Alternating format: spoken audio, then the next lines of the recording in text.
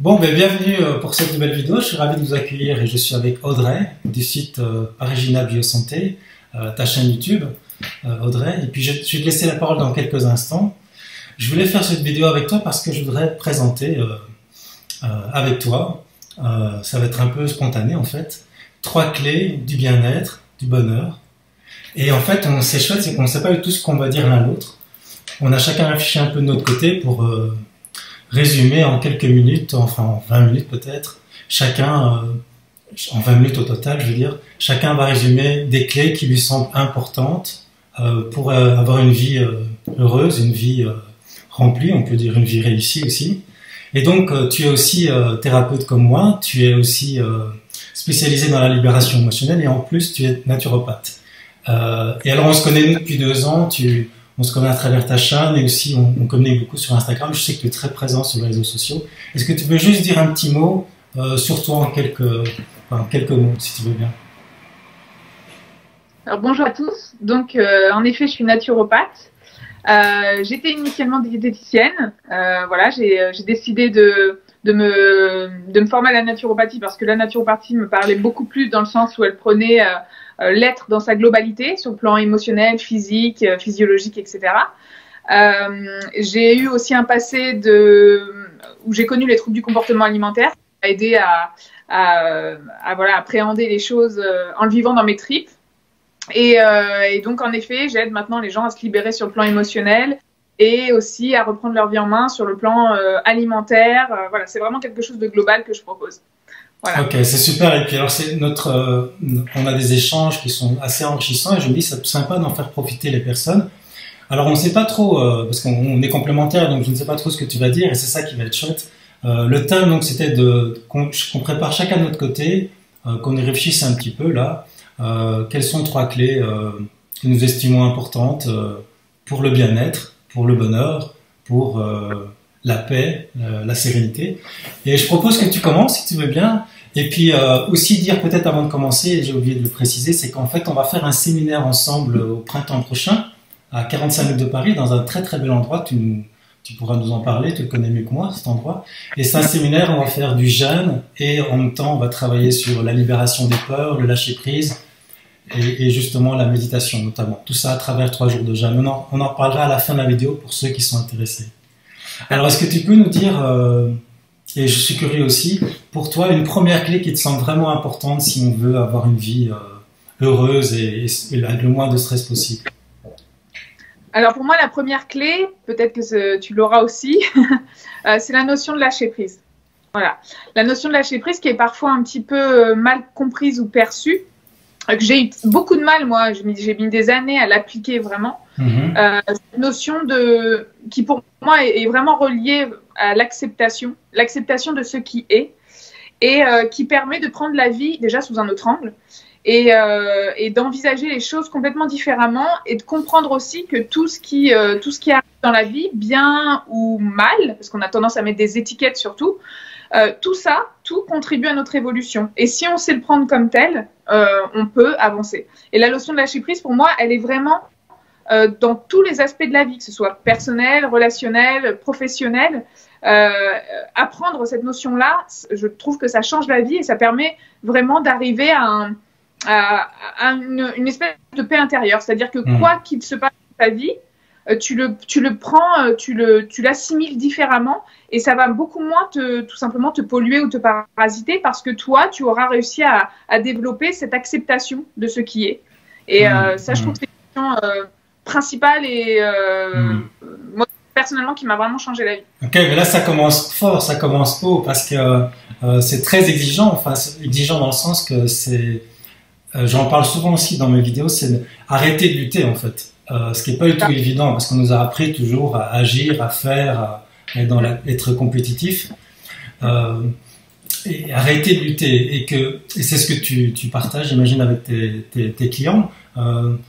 Comment ça se pratique pour toi, la manière la plus simple de pratiquer ça parce que je sais que c'est très difficile, hein, l'acceptation, c'est vraiment très difficile. Tu as dit quelque chose d'important, c'est même accepter les choses difficiles, les obstacles, et ça, beaucoup de gens ont difficile avec ça.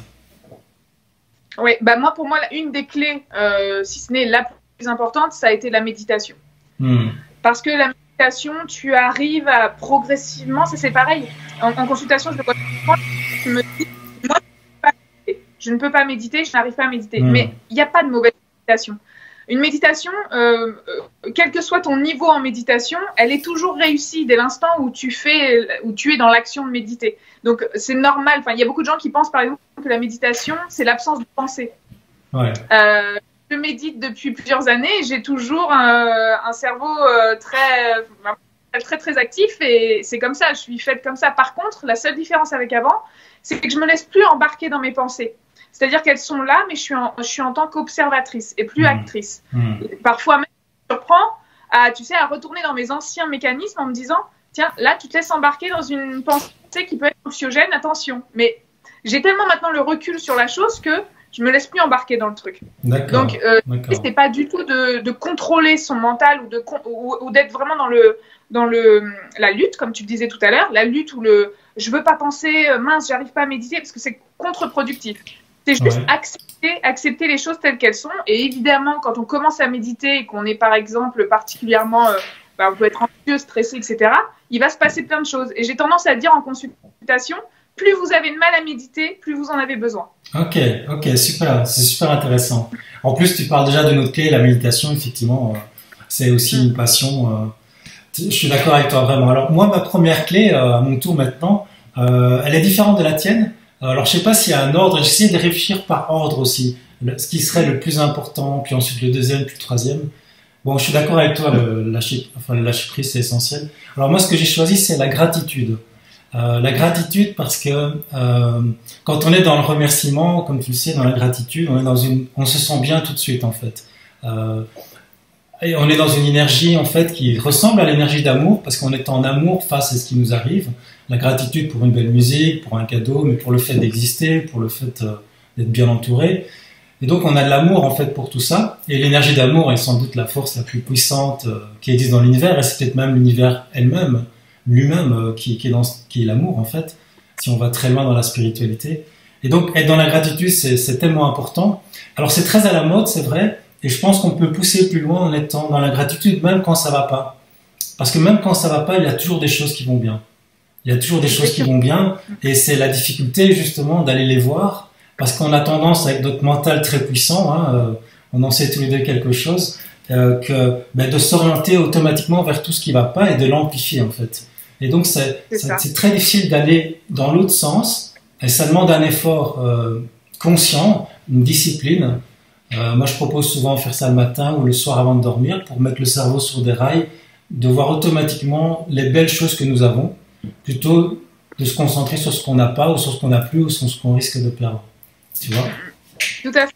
Complètement d'accord avec toi. D'ailleurs, ça rejoint une de mes 3 clés. Ah oui, super. Je suis d'accord avec toi. Okay. Et souvent, la gratitude permet, dans les moments justement, comme tu le disais, où ça va pas, vraiment de se raccrocher à quelque chose et de voir que finalement, les choses, elles sont pas si négatives que ça. Et c'est tout à fait vrai. C'est tout à fait juste.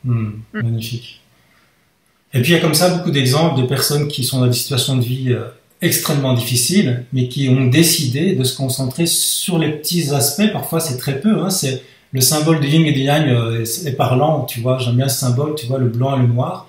Tu as toujours un petit point blanc dans le noir ou un petit point noir dans le blanc qui symbolise, tout peut être négatif, mais il y a toujours un petit point blanc ou noir, peu importe, qui est magnifique. Et c'est important de le voir. Mais ça demande vraiment une éducation neuronale, presque, on pourrait dire, de mettre son attention là-dessus. Ouais. Alors, on va passer à la deuxième clé. Alors, c'est super, ça commence fort. Quelle est ta deuxième clé pour toi? Alors, ma deuxième clé, c'était la notion de se satisfaire de ce que l'on a, justement. Ça revient un petit peu, je disais précédemment. C'est-à-dire de satisfaire surtout de l'essentiel et de retourner à l'essentiel. En fait, moi, c'est ce que je constate beaucoup dans cette société, globalement, qu'on a tendance à... tu vois, à se mettre des objectifs qui vont être de l'ordre de la possession, de l'ordre de vouloir toujours plus, de se dire, tiens, plus tard, je serai heureux quand j'aurai ça, que ce soit matériel ou même un but ou un objectif. Mais en fait, je pense je suis fondamentalement convaincue que le bonheur, c'est ici et maintenant, et que si on remet toujours les choses à plus tard, tiens, si j'ai ça, je suis sûre, dans ma tête, c'est mentalisé, je serai heureux. Le risque, c'est peut-être d'être content et d'être satisfait quand on va avoir cette chose-là, mais ça ne durera qu'un temps. Parce que le bonheur véritable, c'est pas ça. Ça ne dépend, c'est peut-être un peu bateau ce que je vais dire, mais ça ne dépend de rien, en fait. C'est une paix intérieure, c'est une stabilité intérieure. Et apprendre à se satisfaire de l'essentiel, apprendre à se satisfaire d'une balade en nature, de ressentir le présent ici et maintenant sans mentaliser des choses du passé ou du futur. C'est ça le bonheur en fait. L'espace du bonheur, enfin le bonheur c'est ici quoi. Je pense que voilà, revenir aux fondamentaux en fait, revenir vraiment aux fondamentaux. Parce que je vais prendre un exemple tout bête, mais les enfants. Quand on regarde un enfant, pourvu qu'il ait évolué dans un environnement suffisamment favorable, mais un enfant est de manière innée dans la joie. Et pour moi, le bonheur, c'est cette faculté d'être facilement connecté à la joie de manière spontanée, en fait. Et un enfant n'a pas encore trop de conditionnement et ça, les enfants et les animaux aussi, les animaux à d'autres niveaux, mais ce sont des êtres qui sont pleinement connectés au présent et qui n'ont pas besoin de fantasmer un futur merveilleux pour être heureux ici et maintenant. Ouais, je suis évidemment 100% d'accord avec toi, je trouve ça tellement important et ça a l'air très, très, très simple à comprendre, hein, je crois que tout le monde le comprend, mais c'est difficile, même quand on connaît le principe, parce qu'on a tendance toujours à se dire mais ça ira mieux quand j'aurai réalisé tel objectif, quand je serai en couple, quand je serai ceci. Et ça rejoint ce que disait Krishnamurti, qui disait la souffrance, c'est quand on lutte contre l'instant présent. Edgar Tolle le dit aussi, hein, qu'on aime bien tous les deux. Edgar Tolle, c'est celui qui a écrit Le pouvoir du moment présent. Et il dit donc, Krishnamurti dit, on fait toujours une différence entre ce qui est et ce qui devrait être. Et c'est ça qui crée la souffrance, et accepter ce qui est. On en rejoint aussi à cette idée de non-lutte, en fait. De ne pas lutter contre l'instant présent, en fait, quelque part, on pourrait dire. Exactement. Ok. Alors moi, ma deuxième clé, tu vas certainement être d'accord en tant que naturopathe, j'en suis certain. La deuxième clé pour moi, après, le plus important, c'est prendre soin de son corps. Parce que le corps, en fait, on ne peut pas séparer le corps et l'esprit. On pourrait dire que l'esprit, le corps, c'est le prolongement du cerveau, on pourrait dire, de notre esprit. En fait, on est dans notre corps, c'est notre véhicule sur cette planète. Et c'est important d'en prendre soin, comme de son temple intérieur, on pourrait dire, c'est un temple. Et ce qu'on met dans notre corps doit être sélectionné avec beaucoup de conscience, comme tu le sais mieux que moi d'ailleurs, c'est tout ce qu'on mange, mais également tout ce qui rentre par les oreilles, par les yeux, tout ce qu'on rentre en nous. C'est important d'être sélectif, parce on est ce qu'on mange, mais on est aussi ce qu'on écoute, ce qu'on voit, les gens qu'on fréquente. Et là, je parlais beaucoup du corps parce que souvent, on va être mal pour des raisons. On va être mal au niveau psychologique. On peut être en dépression, on peut être, on n'arrive pas à dormir, ou alors on est triste, on est anxieux. Et souvent, c'est surtout pour des raisons physiologiques plus que psychologiques. Parfois, parce qu'on dort mal justement, donc on est vite fatigué, on est vite irritable. Mais parfois aussi, on est déprimé ou on va mal dormir parce qu'il nous manque des vitamines, du magnésium, la vitamine D. Et quand on est carencé dans ces vitamines ou dans les oméga 3 ou d'autres choses, on va avoir des problèmes d'humeur. Et donc, on croit qu'on a des problèmes psychologiques et on va se compliquer la vie et le mental va commencer à devenir très négatif. Mais en fait, c'est le corps qui est mal. Et donc, prendre soin du corps, c'est un art de vivre. Et bon, je pense que tu peux être que d'accord avec moi. C'est pour ça qu'on va faire ce séminaire d'ailleurs. Hein? Exactement. Ouais. Je ne vais pas te cacher que c'était ma troisième clé. Ah, d'accord, ok. Voilà, j'ai envie de l'aborder peut-être un tout petit peu différemment, mais oui, c'était évidemment ma troisième clé. Je suis complètement de ton avis, évidemment, et je pense que c'est fondamental, c'est un pilier. Moi, je l'ai expérimenté moi-même, hein, puisque j'ai passé donc des phases très difficiles on peut le dire, de crise existentielle, et je me rendais compte que lorsque je commençais à évoluer sur le plan psychologique, j'avais tellement acquis des mauvaises habitudes de fonctionnement, tu vois, sur le plan sommeil, sur le plan, je ne dormais que très peu, j'avais une hygiène de vie, alors pas sur le plan alimentaire, comme quoi ça ne suffit pas toujours, mais je ne faisais pas de sport, et ça, en fait, tu ne traites qu'une partie du problème. En fait, le bien-être, c'est vraiment un ensemble. Et c'est un équilibre, et je vais répondre, si tu le veux bien, je vais répondre du coup avec ce que j'avais prévu de dire pour le troisième. Oui, super. Ouais. Pour moi, c'est vraiment un équilibre. Prendre soin de son corps et prendre soin de son esprit, ça va de pair. Voilà. tu peux pas faire, c'est indissociable pour moi. Si tu commences à une reprise en main à grande échelle, il faut vraiment le bien-être, c'est ça, c'est la globalité du corps, de l'esprit. Alors notamment par le biais du yoga pour ceux qui peuvent en faire. Le yoga pour moi c'est vraiment une discipline qui aide à on pense que c'est juste des postures comme ça vu d'extérieur, on peut se dire bon bah c'est des postures, mais non, c'est toute une discipline. Quand tu fais du yoga, tu es 100% dans ton corps. Tu es pas autre part, tu n'es pas dans tes pensées. Tu es obligé de te focaliser sur la respiration, sur l'équilibre. Et ça t'apporte au fur et à mesure vraiment une concentration. Et la concentration est primordiale aussi pour le bonheur, je pense. Parce que la concentration te permet d'affiner ton esprit et justement de ne plus te faire embarquer dans tes pensées ou dans un mental, dans une suractivité cérébrale. Et le yoga, pour moi, ça a été une des révélations avec la méditation. C'est deux choses qui vont de pair, d'ailleurs. Et comme tu le disais très justement, l'alimentation, évidemment. Si tu as une alimentation extrêmement acidifiante, très carnée, bourrée de sucre raffiné, on sait que le sucre raffiné induit une addiction sur le système nerveux central. Donc, tout ça, en fait, le carburant que tu apportes à ton organisme, si je mets du diesel dans une essence, la voiture n'avancera pas. Je peux essayer, mais ça n'avancera pas. Et ben, c'est exactement la même chose pour nous. C'est que si on ne donne pas le bon carburant à notre organisme, il va avoir du mal à fonctionner de la bonne façon.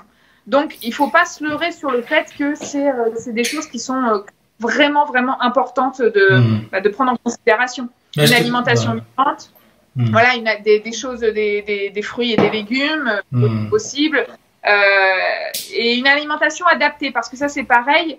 Il y a des croyances populaires sur les aliments, surtout en ce moment sur YouTube on en entend beaucoup parler. Beaucoup de gens se positionnent comme garant de la vérité absolue parce qu'une alimentation leur a convenu et pensent que ça va convenir à tout le monde. Mais non, c'est moi en consultation, je ne fais jamais deux fois le même. C'est vraiment des choses à prendre en considération, quoi. Ouais, alors ça c'est super parce que j'ai mis longtemps à comprendre ce que tu dis. C'est que on recherche tous un peu l'aliment miracle, le régime miracle, et j'ai cherché longtemps et j'ai vraiment tout essayé aussi, je pense. En tout cas, je me suis intéressé un peu à tout ça. Et ce que tu dis, c'est la clé qu'on retrouve en médecine chinoise, c'est le terrain, c'est fait tout. Chacun est unique en fonction des saisons, aussi en fonction de son âge, en fonction de plein de choses, de l'effort qu'il doit faire. Et donc c'est super de voir les choses comme ça. Et puis je te confirme effectivement que si on met du diesel dans une voiture essence, ça marche pas. Moi j'ai tendu, je rigole parce que j'ai tendu mon jardin il y a pas longtemps, mais j'ai mis de l'huile à la place de l'essence et ça marche pas. Ah, pas mal. Ouais, ça c'est, je suis pas très doué. Pas mal. Et alors aussi en termes d'alimentation pour le corps, moi ce que je fais toujours, j'imagine que tu le fais aussi en séance, je suis certain que tu le fais aussi parce que c'est regarder comment est-ce que la personne respire, tu vois. Est-ce qu'elle fait des activités physiques? Enfin, est-ce qu'elle a des activités? Parce que si on est tout le temps assis, qu'on bouge pas et qu'on respire très très mal, ben les muscles, le sang circule moins vite dans les organes. Enfin, tout fonctionne moins bien, quoi. Ouais, tout s'atrophie. Ouais. La lymphe circule moins bien aussi. Enfin, etc. C'est la catastrophe. Okay. Oui, être dans un environnement. Alors, bien sûr, il y a des gens qui habitent en ville, etc. Mais s'octroyer des moments où vraiment on peut respirer le bon air à la montagne, être dans la nature, connecté aux éléments. Parce que la nature, en fait, pourquoi elle nous fait tant de bien, la nature? Parce que finalement, elle nous ramène à notre essence véritable. On n'est pas fait, normalement, initialement, de façon innée, on n'est pas fait pour vivre dans le béton. C'est limite notre nature, tout ça. Et se reconnecter à la nature, aux éléments, fait énormément de bien. Et tu le disais, la respiration est primordiale aussi. C'est ce qu'on apprend aussi à faire dans certaines méditations. Vraiment, on va se focaliser sur la respiration. Et quelqu'un qui est stressé, par exemple, respire mal. En général, respire du haut de la poitrine et pas du bas du ventre avec le diaphragme. Et c'est en fait apporter la bonne nourriture à son corps, c'est à tous les niveaux. Respirer, c'est aussi une nourriture, c'est la nourriture des poumons. Au même titre que la lecture, on en parlera tout à l'heure, mais la lecture, c'est la nourriture de l'esprit, et la nourriture et l'alimentation, la nourriture de notre corps. Mais c'est un tout, c'est global. Ouais, c'est super. Cette vision globale me paraît aussi très importante. Alors la dernière clé pour ma part, d'abord c'était la gratitude, j'avais dit, puis ensuite le fait de prendre soin de son corps. Puis une fois que je fais ça, je pense qu'après, ce qui est vraiment fondamental, c'est de se libérer de la prison mentale. J'appelle ça la prison mentale. C'est Frédéric Vincent qui avait pris ce terme, qui est le créateur des heures mentales. C'est l'idée de se libérer de toutes ces pensées obsessionnelles, compulsives, cette rumination constante, cette analyse constante, les suppositions, les jugements. Alors, on juge beaucoup plus on juge, plus on a des problèmes et on est mal, on a des émotions. L'idée, c'est vraiment de prendre du recul avec ce mental qui n'arrête pas, hein, tout le temps, 24 heures sur 24, et qui va souvent dans le négatif. S'il va dans le positif, encore, ça pourrait aller. Mais il va beaucoup dans le négatif. Et donc, et on parle aussi beaucoup de l'ego dans le mental. Enfin, en spiritualité, on parle de l'ego qui va tout le temps avoir peur. Donc, notre mental, quelque part, a toujours peur, va toujours anticiper, calculer l'avenir. Et donc, ça génère dans notre corps, dans le présent, des émotions de tension, de stress. Et la clé, c'est de pouvoir se libérer de ça, d'utiliser le mental comme un serviteur à notre service, exactement, comme un garde du corps qui prévoit des choses au niveau fonctionnel, mais au niveau, pour profiter de la vie au niveau psychologique, on va dire au niveau de notre bien-être, on n'a pas vraiment besoin du mental. Et c'est difficile de s'en libérer parce que toute notre vie, on a appris à l'utiliser. C'est d'abord été un mécanisme de survie, puis ensuite à l'école, on n'arrête pas de nous couper avec le corps. D'ailleurs, on ne parle pas de tout ça. On ne parle pas de comment s'alimenter à l'école, de comment respirer, donc on est tout le temps dans la tête. Et donc c'est catastrophique, ça donne des êtres humains qui ont une hypertrophie du cerveau, enfin du mental, qui ont une inflammation de la pensée, on pourrait presque dire, et qui sont dans des états déplorables en fait. Hein. Exactement. Ouais. Oui, c'est tout à fait juste ce que tu dis. Alors, je crois que tu travailles aussi beaucoup là-dessus, hein, avec les méditations notamment. Oui, tout à fait. Et d'ailleurs, moi je rêve du jour où justement on apprendra aussi aux enfants, d'abord d'ailleurs aux enfants, à apprendre tout ce qui est de l'ordre des émotions. Parce que c'est extrêmement important d'apprendre à vivre ces émotions. Parce que finalement, on se rend compte que beaucoup d'enfants sont tellement conditionnés par leurs parents ou la société aussi, qui, tu le disais tout à l'heure, qui a tendance à réprimer les émotions. Et pour la construction d'un être, c'est catastrophique. Et encore plus pour les hypersensibles, qui sont encore, je sais de quoi je parle, on peut se sentir vraiment exclu d'une partie de la société parce qu'on ne nous apprend pas finalement à pouvoir vivre ces émotions qui sont pourtant la vie, parce que les émotions c'est la vie. Et c'est pour ça que c'était un point aussi que j'avais envie d'aborder avec toi, c'est vraiment cette notion de justement de les vivre, ces émotions, qu'elles soient positives ou négatives. Encore une fois, c'est des étiquettes qu'on met. Et si on avait tendance à ne plus mettre d'étiquettes sur les émotions en se disant, tu vois, avec cette notion de bien ou de mal, arriver à se détacher un petit peu de cette notion justement de négativité de l'émotion, on arriverait davantage à la vivre et se dire que oui, c'est triste, c'est une émotion de tristesse, il faut que je la vive, il faut que je la laisse, sortir et ensuite ça passe. Et plus on laisse passer les émotions, c'est pareil. Les émotions, elles sont là, c'est comme un émonctoire. En naturopathie, on parle d'émonctoire et ça permet de libérer la surcharge émotionnelle et ensuite ça passe. Et plus tu vas réprimer, tu vas retenir, plus tu vas te créer justement des désordres psychologiques qui après vont être beaucoup plus difficiles à traiter parce qu'après le cerveau fonctionne d'une mauvaise manière. Il prend des mauvaises de fonctionnement. Et je crois que c'est une clé essentielle aussi pour être bien avec soi-même, c'est d'apprendre à vivre ses émotions quand elles se présentent. Oui, d'ailleurs, en parlant d'émonctoire, parce qu'on a parfois des échanges au niveau thérapeutique ensemble, je sais qu'on s'intéresse tous les deux à cette méthode des tremblements où le corps va trembler, comme font les petits-enfants, comme font les animaux, pour se libérer de la surcharge, un peu comme se libérer d'une surtension en fait, émotionnelle. Et en psychanalyse, on dit aussi tout ce qui ne s'exprime pas s'imprime. Et donc, je pense que là, je suis vraiment d'accord avec toi, le fait d'exprimer, c'est important. Et alors après aussi, ce qui est important, c'est de ne pas entretenir. L'émotion, elle est entretenue par le mental. Donc, on exprime l'émotion, on ne lutte pas contre l'émotion. On en revient à cette idée de non-lutte que tu disais au début. Mais après, c'est important aussi de ne pas entretenir avec notre pensée, nos jugements, cette émotion, sinon ça va revenir, c'est sans fin en fait. Donc, c'est exprimer sans entretenir, en coupant le mental aussi. Ce qui n'est pas facile parce que l'émotion, on peut aussi dire, comme disait Eckhart Tolle, que l'émotion, c'est la pensée qui est dans le corps, c'est le reflet de la pensée dans le corps parfois aussi. D'ailleurs, justement, on va parler un peu d'Eckhart Tolle parce que je sais qu'on l'aime bien tous les deux. Et j'étais pris un peu au dépourvu, mais j'avais proposé au début de la vidéo qu'on présente chacun les livres qu'on lit pour l'instant, enfin, ou des livres qu'on a bien qui sont pas très loin dans nos bibliothèques. Donc je crois que tu en as pris 3 ou 4. Moi j'en ai pris 2 ici. Et je propose qu'on les présente. Comme tu en as pris 3 ou 4, si tu peux en présenter déjà 1 ou 2, ce serait super. Voilà, je te laisse, je coupe le son ici. Voilà, je te laisse commencer peut-être Audrey. Qu'est-ce que tu peux proposer comme livre? Il y a celui-ci qui est un incontournable pour moi. Rapproche-le un peu de la caméra. Edgar Tolle, Le pouvoir du moment présent. Voilà, tout à fait. Alors pour moi, c'est une sorte de Bible, ce livre-là. C'est un livre qui est très intéressant parce que tu peux le relire 5, 6, 7 fois, 10 fois. Il n'a jamais la même saveur. C'est-à-dire qu'en fonction de ton chemin personnel, ton avancée avec ton voyage intérieur, il va avoir vraiment une dimension différente. Et c'est un livre que je relis très régulièrement parce que je me rends compte que à la première lecture, il y avait des choses qui ne faisaient même pas écho, tellement j'étais conditionnée et dans mes anciens schémas. Et petit à petit, j'ai commencé à vraiment comprendre tout ce qui était et ressentir surtout. Voilà, je dirais plus ressentir tout ce qui est dans ce bouquin. Pour moi, c'est un livre qui devrait être par le monde entier. Voilà. Ouais, mais écoute, je suis super d'accord parce que moi aussi, je l'ai lu j'ai dû le lire au moins 7 ou 8 fois. Et il est très, très dense, en fait, ce livre.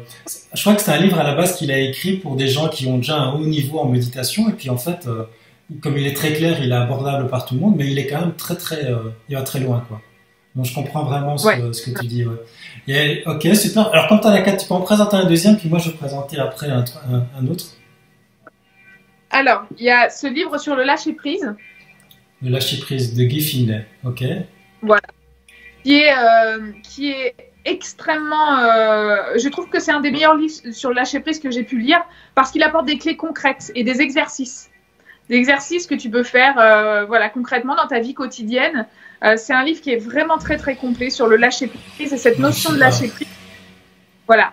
En fait, il ne fait pas que parler du lâcher-prise, il te donne les clés pour apprendre à lâcher-prise. Et je trouve l'auteur en plus, c'est écrit c'est merveilleusement bien écrit. Il a créé plusieurs livres de cet acabit. Il est vraiment, je trouve, super, vraiment. Ah ok, génial. Mais c'est chouette. S'il y a des gens qui sont en recherche de lecture, on a déjà 2 super ouvrages. Alors moi, j'en ai 2 aussi. Enfin, j'en ai 2 à présenter là. Alors celui que je vais présenter risque de choquer un petit peu, mais pour les gens qui me suivent sur ma chaîne, ils savent très bien que parfois j'aime bien.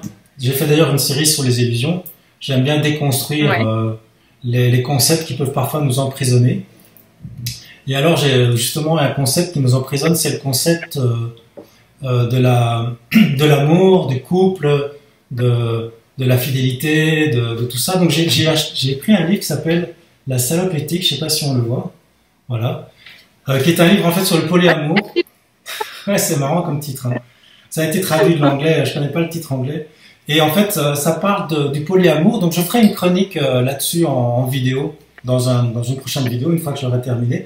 Mais c'est super intéressant.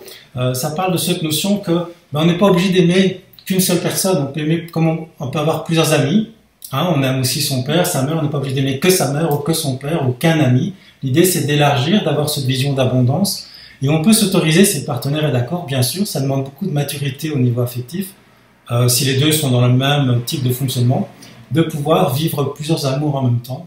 Et c'est quelque chose qui est en train de se répandre un petit peu dans le monde. C'est une sorte de révolution culturelle, on pourrait dire, mais qui libère les êtres humains.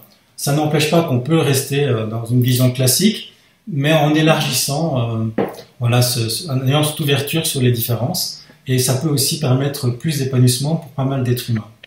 Donc voilà, ça c'est intéressant, tu verras la chronique. Alors, tu en as encore un ou deux peut-être? Alors oui, donc c'est un livre, donc je te montre. Vivre sans peur de Brenda Shoshana, donc qui est psychologue et psychothérapeute.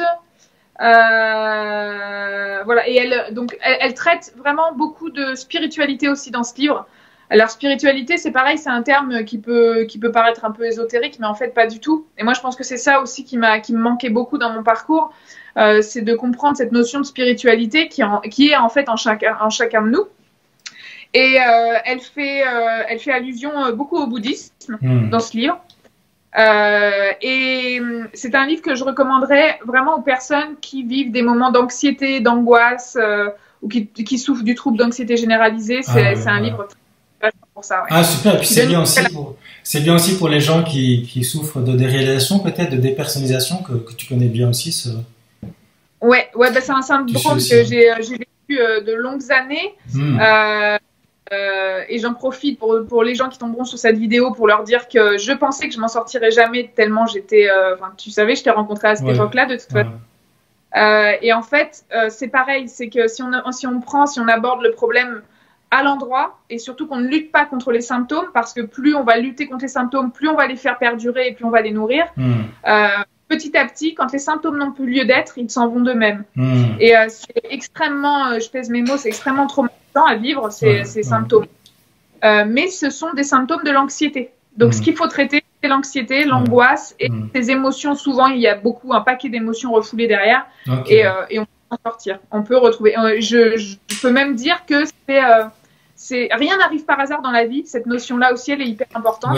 Et que chaque épreuve, que ce soit les dépressions ou ce type de crise existentielle, etc., chaque épreuve contribue à notre évolution. Il faut aussi voir les choses comme ça. Et quand tu commences à voir les choses comme ça, du coup, tu commences à gravir les marches vers la guérison. Ok, génial. C'est super ce message d'espoir. Puis on en revient à ta première clé, hein, accepter ce qu'on ne peut pas changer dans les médias, et en acceptant, on est moins stressé, donc les symptômes peuvent diminuer, effectivement. Bon, génial, c'est super que tu as dit ça. Alors moi, le deuxième livre que je voulais présenter, c'est un livre, vraiment, je suis en train de le lire, je suis enthousiaste, il est extraordinaire. Ça s'appelle Le Saut quantique, avec une préface de Ed Carton. Je sais pas si failli l'acheter. C'est de Steve Taylor, mais ça m'étonne pas, on a des sujets communs, on a des intérêts communs. Donc c'est un professeur de psychologie. Donc le titre est un peu, pour nous Européens, un peu bizarre, Le Saut quantique, ça fait très marketing. Mais en fait, c'est un livre très, on pourrait dire scientifique. C'est un psychologue qui étudie la notion d'éveillé, puisqu'on parlait de spiritualité. Je m'intéresse beaucoup aussi de plus en plus à cette notion d'éveil, d'élévation de la conscience. On parle des gens qui sont éveillés, des maîtres spirituels. Et il les a étudiés, il a fait sa thèse là-dessus, de psychologue. Donc il a un doctorat en psychologie. Et donc il étudie, d'un point de vue psychologique, c'est quoi être éveillé, c'est quoi ne pas être éveillé, et puis qu'est-ce que les traditions dans l'ancien temps ou les maîtres spirituels contemporains apportent comme outil. Et il donne aussi des indications de cet état psychologique, car pour lui l'éveil est un état psychologique. Il y a un niveau de conscience, un fonctionnement particulier de la conscience, qui rejoint un petit peu tout ce qu'on a dit en fait, mais avec cette idée de vraiment échapper de la prison mentale, comme on disait. Et donc je te le conseille, si tu as failli l'acheter, c'est bien que tu l'achètes, il est vraiment extraordinaire. Ouais, et puis, pour les gens qui sont un peu perdus, parfois il y a des gens qui ont cette notion d'éveil, qui ont parfois des flashs d'éveil comme ça, et ça les fait paniquer, ils comprennent pas ce qui leur arrive. Il y a la notion du moi qui disparaît.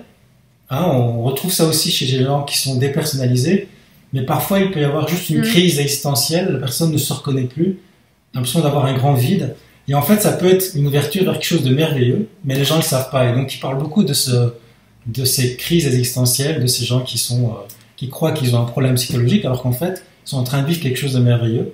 C'est l'abandon du moi, de l'ego, et l'ouverture à quelque chose de plus vaste. Voilà. Oui, mais l'ego, justement, ça le vit comme une sorte de petite mort. Et c'est ça qui fait que je te rejoins énormément sur cet aspect-là, parce que quand j'ai été en déréalisation et dépersonnalisation, pour moi, il y avait vraiment, véritablement une partie de moi qui était en train de mourir. Et c'est extrêmement difficile pour le mental. Ça, et en fait, oui, c'est encore... on en revient au fait d'arriver à changer l'angle d'observation pour accepter ce qui se passe. Et quand tu commences à accepter ce qui se passe, tu comprends que ça a une utilité, en fait. Ouais, c'est sûr. Comme disait Ed Carton, c'est mourir avant de mourir, en quelque part. C'est ça. Et ça peut être très paniquant si on est attaché à notre ego, à notre mental, parce que souvent, quand on est dans l'anxiété, on est tout le temps dans le mental. C'est comme ça qu'on a survécu, qu'on essaie de comprendre le monde. Donc, lâcher ça, ça fait très peur, évidemment. Ok, c'est super. C'est chouette. Et alors, je sais pas si tu en as encore un à présenter ou pas? Oui, j'en ai encore un petit. Un dernier. Ok. Oula, il y a beaucoup de trucs, beaucoup de. Alors, de notes. Les 8 marches du bonheur. Je vais le mettre comme ça. Les 8 marches du bonheur. Les 8 marches vers le bonheur. Trouver la paix au cœur. 8 marches vers le bonheur, trouver la paix de cœur, la compassion et la sagesse. C'est du vénérable Enepola Gunaratana. Voilà. Ok, c'est un bouddhiste, un moine bouddhiste, j'imagine. Oui, voilà. Alors, ce livre-là, donc c'est un livre que j'ai lu après Le pouvoir du moment présent, quand je commençais à vraiment comprendre que la spiritualité m'apportait des choses et surtout me donnait des clés. Ça, c'est un livre pour moi, donc évidemment qui est extrêmement reliées au bouddhisme. Voilà, on nous donne des clés concrètes. Pareil, ce que j'ai aimé dans ce livre, c'est que il n'y a rien d'ésotérique, c'est du concret. C'est des choses que tu peux appliquer dans ta vie quotidienne. Ouais. Et notamment sur les notions de sagesse, de compassion, de gratitude dont tu parlais tout à l'heure. Comment, parce que finalement, c'est joli tous ces mots-là, mais pour les mettre en place alors qu'on avait, quand tu as un certain fonctionnement, pour changer la donne, c'est pas forcément facile à faire. Et c'est des choses, il faut pas se leurrer, ça se fait petit à petit. C'est en changeant notre façon de fonctionner petit à petit, changeant l'angle d'observation. Voilà. Et ce livre, en fait, il t'aide vraiment à changer l'angle d'observation sur tout ce qui va se passer dans ta vie et à mettre un peu de légèreté sur les choses qui pouvaient jadis te paraître un peu dramatiques. Voilà. Et se détacher de certaines choses. Il y a la notion d'impermanence aussi qui est évoquée dedans. Ouais. C'est vraiment un super livre pour. Encore une fois, il n'y a rien de religieux là-dedans. J'insiste bien là-dessus. À mon sens, le bouddhisme n'est pas une religion. Bon, c'est pas le propos de la vidéo, mais pour moi, c'est pas une religion. Et je pense que ça peut aider beaucoup de personnes. Ah, c'est super comme livre de base pour développer justement une conscience spirituelle où on se base sur l'impermanence, sur l'acceptation, tout ce qu'on a dit. C'est super que tu présentes ce livre. Je ne le connaissais pas, donc. C'est un peu un guide pratique, en fait. C'est un guide pratique. Ouais, super. Ouais. D'accord, génial. Sans rentrer dans les considérations un peu trop complexes, il y a des livres sur le bouddhisme qui sont vraiment complexes si tu n'as pas effleuré la chose. Ce livre-là, il est vraiment accessible à tous. Ok, super. Mais vous pourrez voir en dessous de la vidéo, il y a des commentaires, et puis en dessous de la vidéo, il y a une description aussi, si vous appuyez sur le petit triangle à l'envers, je pense, et je mettrai les références de ces livres. Et puis n'hésitez pas à dire dans les commentaires les livres que vous êtes en train de lire ou que vous lisez ou que vous allez acheter suite à la vidéo, parce que c'est intéressant d'avoir un feedback là-dessus. Et puis, alors on va terminer peut-être juste par dire cette petite annonce en fait. C'est qu'en fait on va faire tous les deux, c'est une première, un séminaire de 3 jours où les gens vont jeûner, un jeûne très doux où il y aura quand même des jus tout bio, des jus pressés de légumes le matin, un petit peu de fruits mais pas trop, pour pas trop de sucre, et puis le soir un bouillon. Donc c'est un jeûne très léger mais qui donne quand même quelques nutriments pour que ça se passe facilement pour ceux qui n'ont jamais jeûné. 3 jours en groupe dans un très bel endroit. Alors l'endroit tu le connais bien, je pense. Si tu peux juste en dire quelques mots où ça se trouve. Alors c'est une maison qui se trouve en Normandie, Haute-Normandie plus précisément. Donc une grande maison dans laquelle je me trouve actuellement d'ailleurs, qui est à 45 minutes de Paris. Donc très accessible pour tous les Parisiens qui sont en manque de lâcher prise justement, parce que c'est un lieu vraiment propice au lâcher prise, pas de nuisance, énormément de balades à faire aux alentours. Voilà, on s'y sent vraiment bien, il y a une bonne énergie dans cette maison. C'est une maison que je connais particulièrement bien puisqu'elle n'est autre que la maison de mes parents. Voilà. Okay. Super. Et il y a un grand terrain, donc on mettra tous les liens. J'imagine que tu mettras les liens, etc. Il y a un grand parc d'1 hectare entièrement paysager. On s'y sent vraiment bien. Et l'idée du séminaire, je te laisse continuer.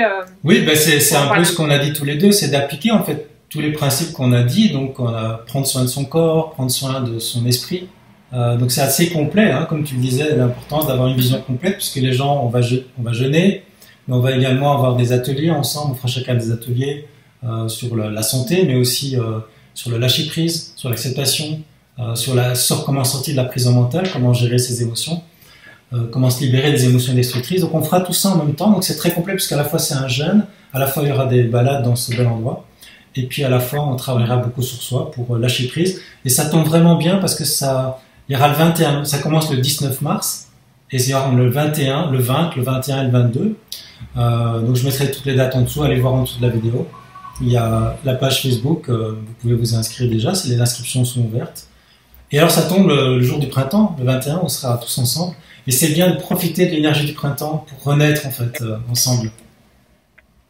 Exactement. Ouais. Et puis on va aussi traiter, on va essayer de donner des clés durant ces 3 jours, on va essayer de donner des clés pour une reprise en main globale. Donc je ferai aussi des conférences sur la naturopathie, voilà, pour que les gens aient des clés Et on a parlé ensemble de faire que je donne des petits cours de yoga le matin. Ouais, ouais. Encore une fois, pour prendre soin du corps et de l'esprit. Quelque chose de très complet. Super. Donc, si vous êtes intéressé par ce séminaire, les inscriptions sont ouvertes. Vous pouvez vous inscrire en allant sur la page Facebook. Toutes les informations sont là.